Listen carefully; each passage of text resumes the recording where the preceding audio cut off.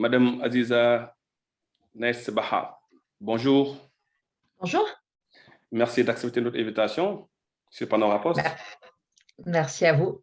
Alors, le principe de l'émission s'appelle En 2 minutes, c'est-à-dire que c'est un concept, en fait, voilà, où on explique, on détaille, on fait un éclairage par rapport à un programme, un produit, un concept, voilà, divers.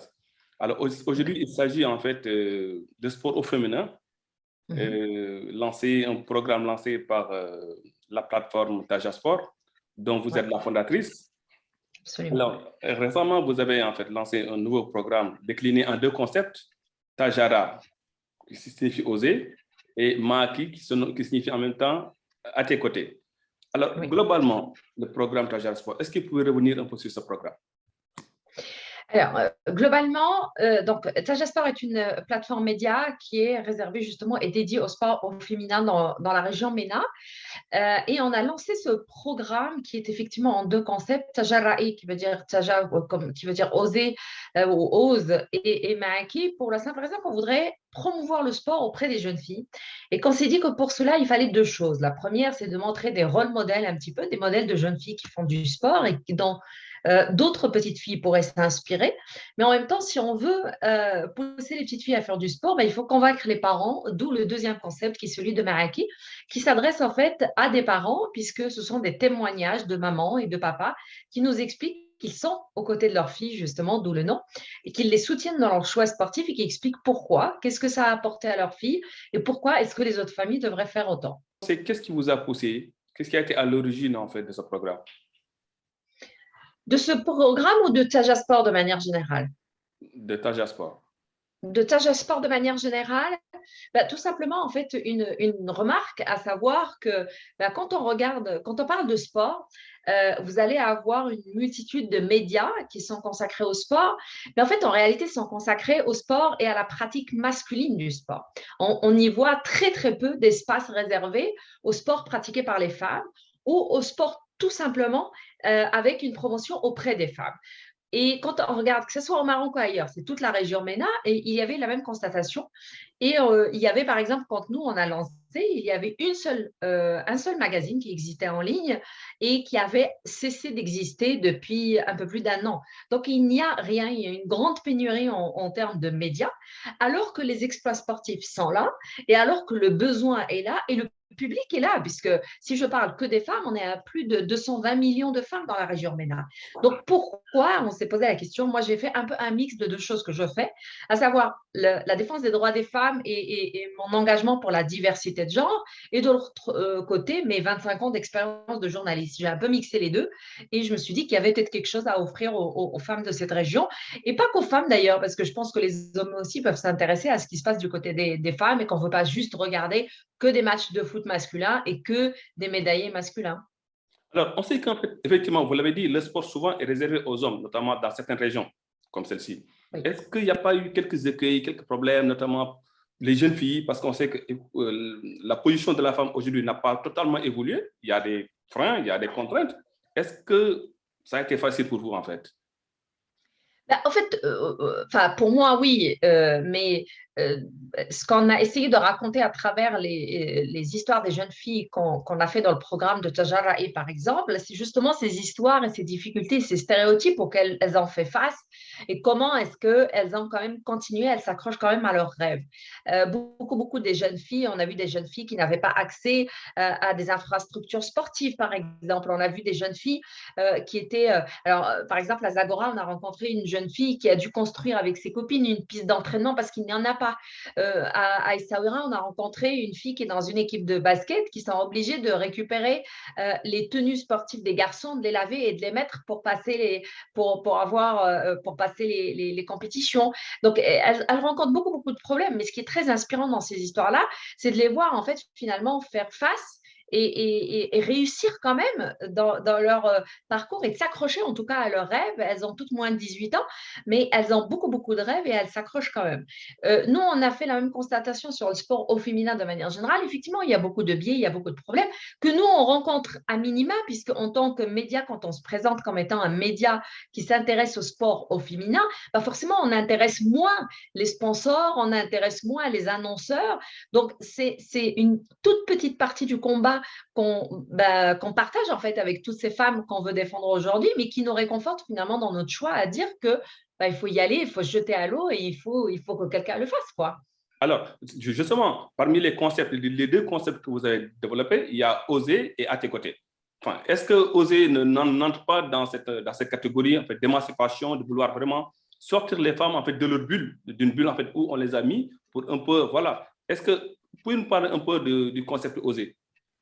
Alors, le concept Tajara'i, Ose, s'adresse en fait aussi bien à celles qu'on a filmées qu'à toutes les autres qui vont les regarder. À savoir, il faut que tu oses, c'est bien d'oser. Si tu veux, encore une fois, si tu veux et tu t'intéresses au sport, certes, ça ne sera pas facile. D'ailleurs, écoute les autres jeunes filles qu'on te présente, ce n'était pas facile et pourtant elles ont continué. Une d'entre elles, on le verra dans quelques semaines, est triple championne du Maroc de surf de moins de 14 ans, moins de 16, moins de 18 ans. N'empêche que c'est une fille, quand elle a commencé à surfer, des mecs lui taxaient sa vague en lui disant « Mais qu'est-ce que tu veux bien faire avec du surf dans ta vie ?» Aujourd'hui, elle est triple championne du Maroc. Donc, quand on dit aux filles d'oser, c'est juste d'oser rêver. Parce que je sais qu'en leur disant juste oser jouer ou oser pratiquer un sport, ce n'est pas évident parce qu'elles peuvent ne pas avoir les moyens, elles peuvent avoir les parents derrière, etc. Mais au moins, oser rêver, c'est déjà ça. Ne vous mettez pas un plafond de verre. Vous avez droit à tous les sports qui existent. Personne n'a le droit de vous en empêcher. Mais sachez déjà que vous-même, parce que je pense que ça commence par une histoire d'identité positive, il faut d'abord s'auto-convaincre qu'on n'a pas de limite avant de faire face à la famille, à la société, etc.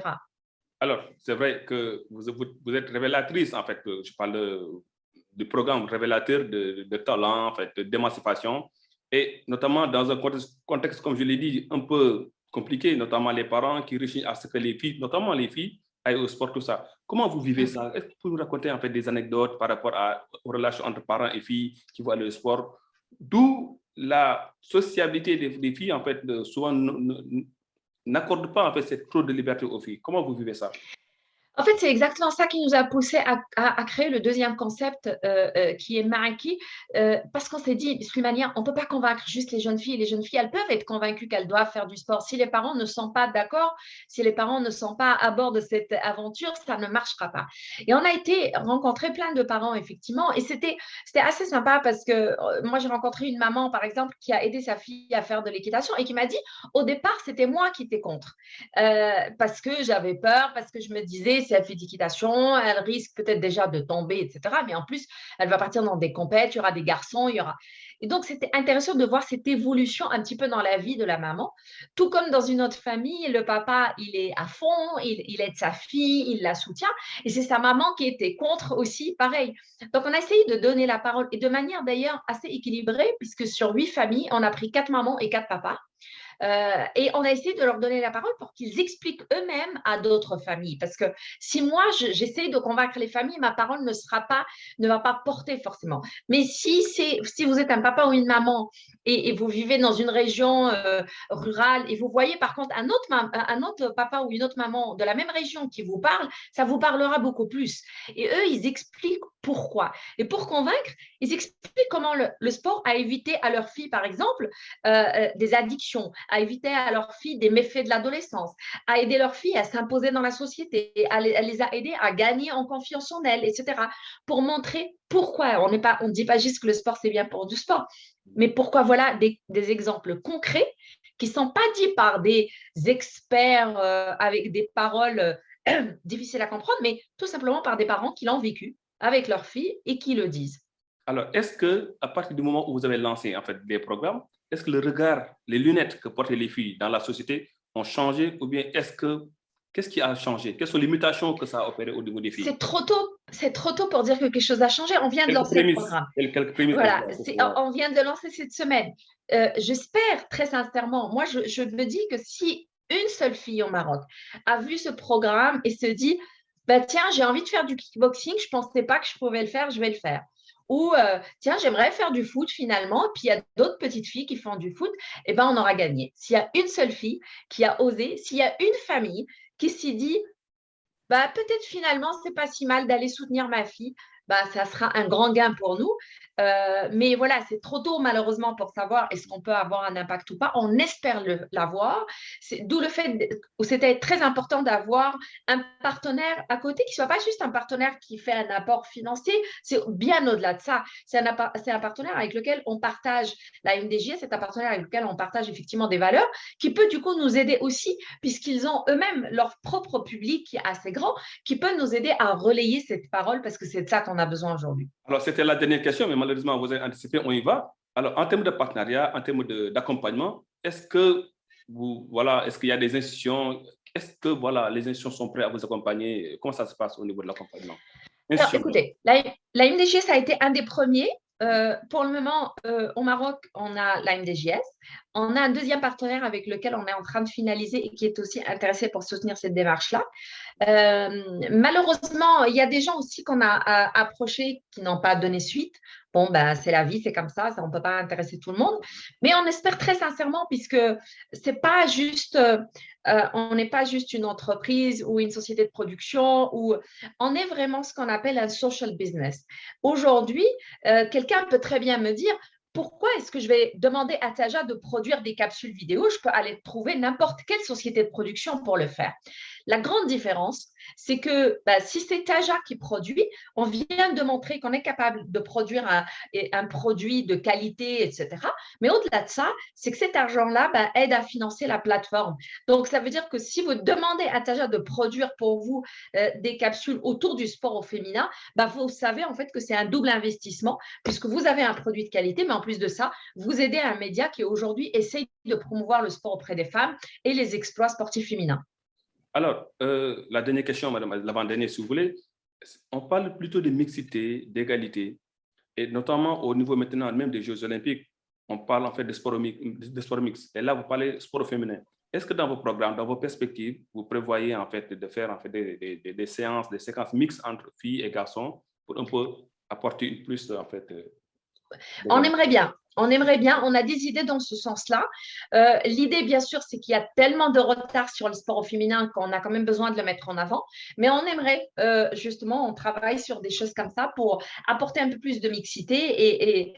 Et d'ailleurs, sur le terrain et derrière, puisqu'on se bat aussi pour mettre en avant, par exemple, des femmes commentatrices de sport ou des femmes journalistes sport pour dire que, en fait, oui, on fait du sport, on pratique le sport, mais il y a aussi des femmes qui peuvent parler de sport et qu'il n'y a pas de raison que tous les chroniqueurs soient des hommes, tous les commentateurs soient des hommes et voilà, et qu'il y a besoin que des vraies émissions sportives, des vrais médias sportifs aident aussi des femmes à leur tête parce qu'il n'y a aucune raison que les hommes ne s'y connaissent pas forcément plus en sport que les femmes.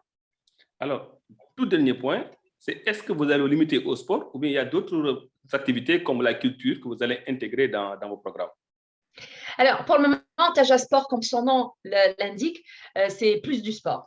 Donc, voilà. Mais si on peut donner envie peut-être à d'autres initiatives sur d'autres domaines, pourquoi pas. Mais pour le moment, malheureusement, on ne peut pas répondre partout. Et vous avez raison de poser cette question parce que le manque est là dans tous les domaines. Mais on se consacre au sport, au féminin, en espérant pouvoir apporter même un tout petit peu dans ce grand monde de sport. Super. En tout cas, félicitations de l'initiative et beaucoup de courage aussi, beaucoup de courage dans un monde très compliqué. Et voilà. En tout cas, vous avez du chemin à faire, vous avez du pain sur la planche. Nous vous encourageons et nous vous félicitons. Merci beaucoup. Merci beaucoup. Et on a absolument besoin de vous et on a besoin de tous les médias justement pour relayer cette parole-là parce que nous, on est un petit média qui vient de commencer. Tous les médias qui sont déjà là et qui sont déjà en place ont certainement un public bien plus important et ça serait super votre public aussi puisse entendre ça. Donc, je vous en remercie vraiment.